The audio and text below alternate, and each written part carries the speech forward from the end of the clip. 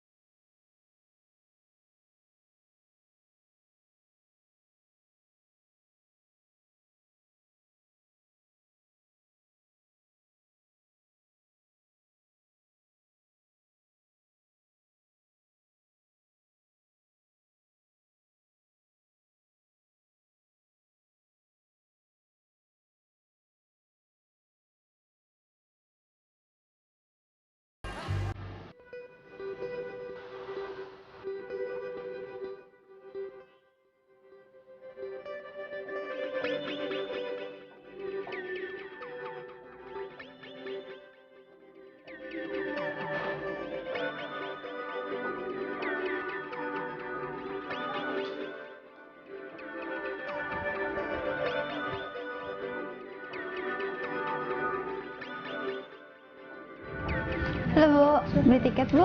Iya, Satu orang berapa? 1.500 Oh iya. Ini ya Bu ya.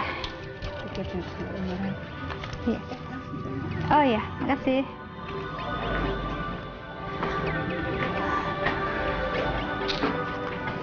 Aku tuh paling seneng ya kalau pergi ke satu tempat, aku pergi ke museumnya.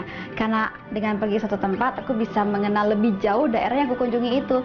Seperti di Sulawesi Tengah ini, ada 12 suku. Kita untuk mengenal lebih jauh mereka, kita nggak perlu datang satu-satu. Secara singkat kita bisa lihat di museum ini.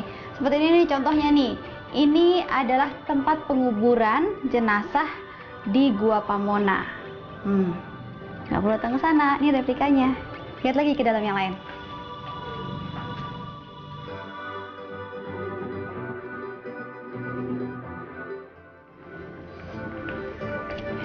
Ini contoh pakaian pengantin suku Buol. Warna hijaunya bagus ya.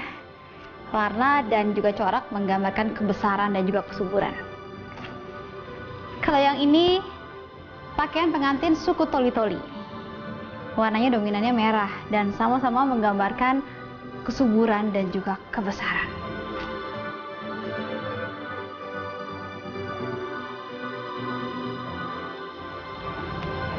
Contoh-contoh rumahnya berbeda-beda. Kalau ini contoh rumah di pantai, lebih tertutup, sedangkan ini untuk yang dataran rendah, lebih terbuka ya, biar udara bisa masuk ke dalam rumah. Tapi rata-rata, walaupun berbeda-beda, rumahnya berbentuk panggung.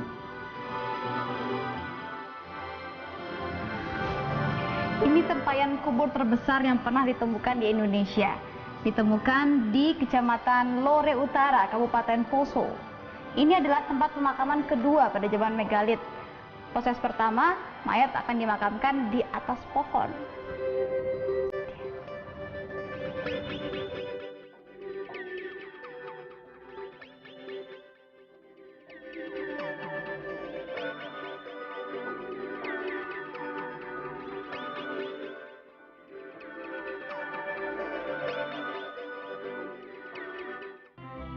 Hari baru, kami lanjutkan perjalanan menuju Danau Poso di Tentena.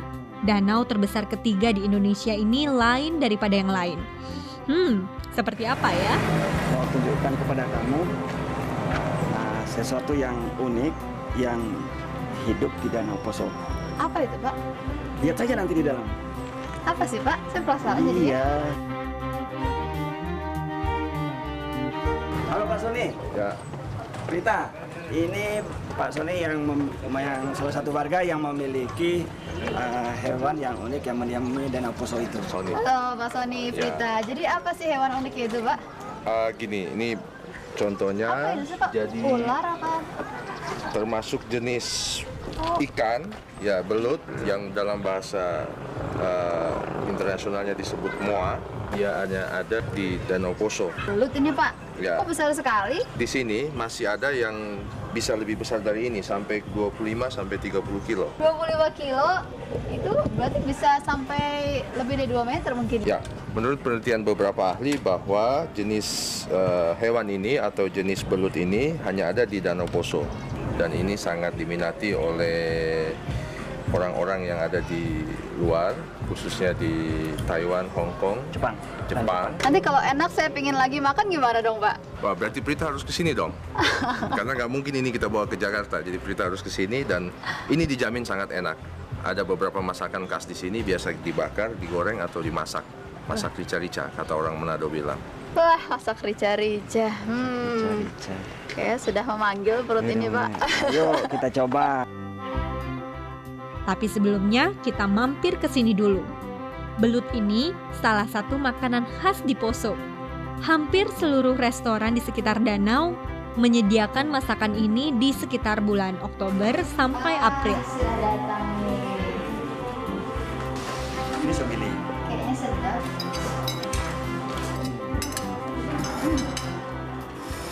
Oke.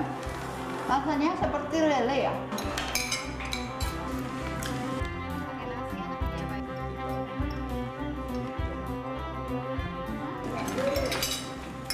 Kenyang. Saatnya menikmati keindahan Danau Poso.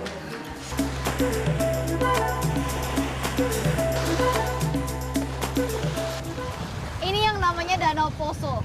Ini memang danau terluas ketiga di Indonesia dengan luasnya mencapai 32.000 hektar. Dan panjangnya dari utara ke selatan membentang sejauh 32 km, lebarnya mencapai 16 km.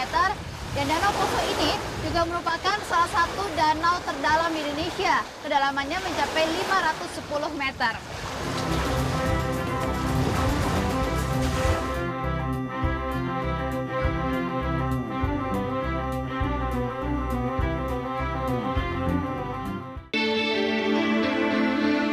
Nah, dari sini aku akan jalan lagi ke sebelah sana, ke Kepulauan Togian. Karena Kepulauan Togian ini kabarnya memiliki alam bawah laut yang sangat indah. Bahkan katanya sih bersaing dengan Kepulauan Karibia. Kita lihat nanti apakah benar seperti itu. Dan untuk ke sana aku harus naik kapal feri. Wah, udah mau berangkat. Naik ke sana sekitar 4 jam. Tiketnya sekitar Rp40.000. Cepet-cepet nih, udah mau berangkat. Pak Adri, aduh saya nggak terlambat kan ya? Iya, kita langsung aja ya Pak, kayaknya udah pada naik semua. Ayo, ayo, ayo.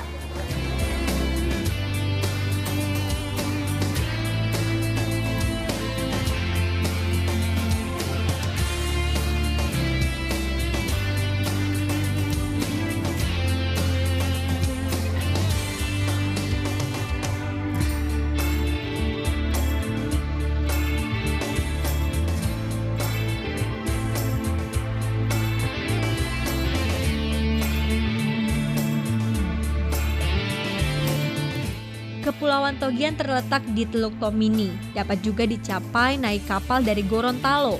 Lihat, sudah tampak Kepulauan Togian, terdiri dari 56 pulau besar dan kecil yang luas keseluruhannya mencapai 600 hektar. Sebagian besar pulau tidak berpenghuni dan ditumbuhi hutan lebat dengan dihiasi karang-karang atel yang memukau.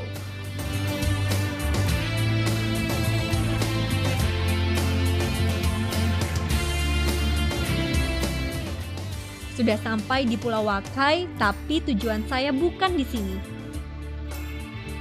Saya masih akan menuju tempat terpencil yang tidak berpenghuni yang dilengkapi dengan resort yang nyaman. Untuk sampai ke sana, saya harus melanjutkan naik perahu motor selama 20 menit.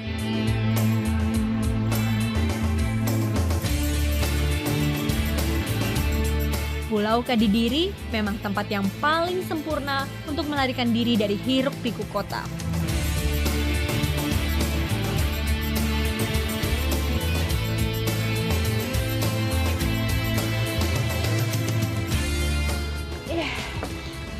Sampai di Kadidiri.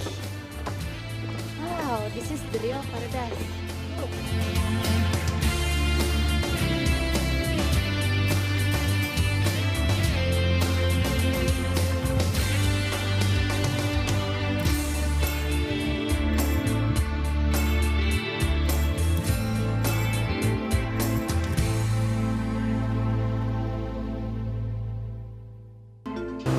Sulawesi Tengah ini selain alamnya yang indah, juga menyimpan sisa Perang Dunia Kedua di dasar laut sana. Pesawatnya masih utuh dan bisa kelihatan dengan jelas.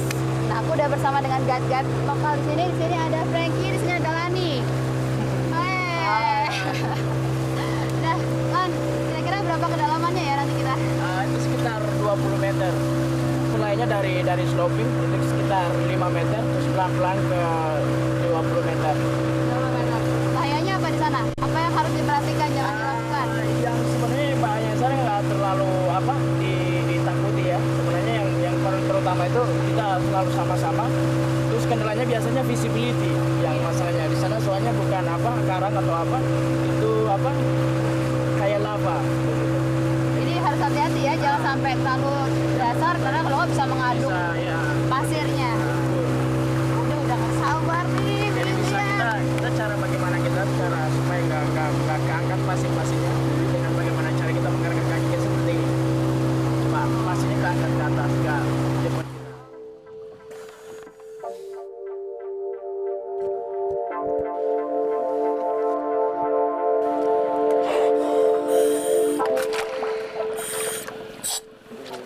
Kita lihat gimana keadaan bomber itu sekarang. Pesawat bomber B-24 ini adalah pesawat pembom andalan Amerika pada Perang Dunia Kedua. Sayangnya, pesawat ini mengalami kerusakan mesin saat perjalanan misinya dari pangkalan militer Amerika di Morotai. Dan untungnya, seluruh awak pesawat berhasil diselamatkan oleh suku Bajo yang hidup di sekitar Laut Togean. Peninggalan sejarah ini malah jadi semakin cantik, ditumbuhi dengan koral yang menjadi rumah bagi ikan-ikan laut.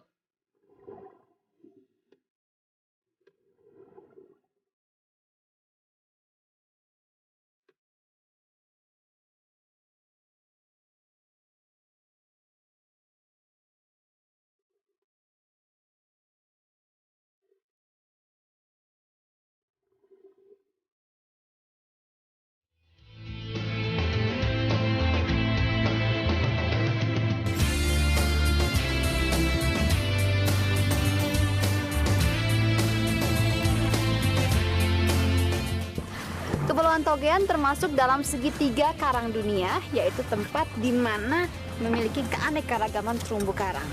Kita lihat nanti gimana indahnya di bawah sana.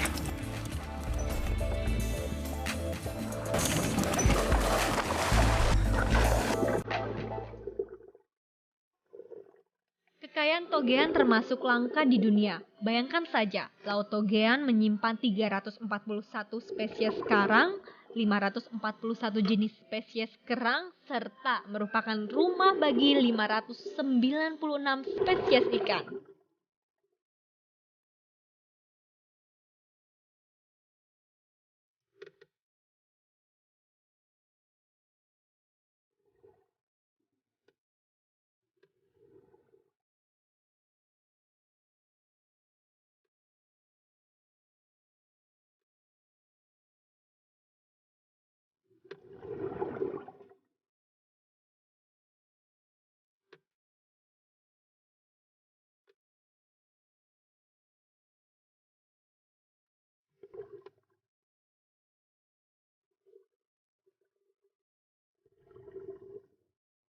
Kini, saya menyelami spot yang terkenal di Togean, Mini Canyon.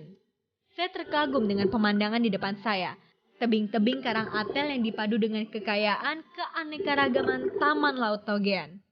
Apalagi, saya bisa menikmati keindahannya saat sedang melayang di air. Sangat disayangkan apabila keindahan alam seperti ini dirusak oleh tangan-tangan manusia seperti bom dan racun.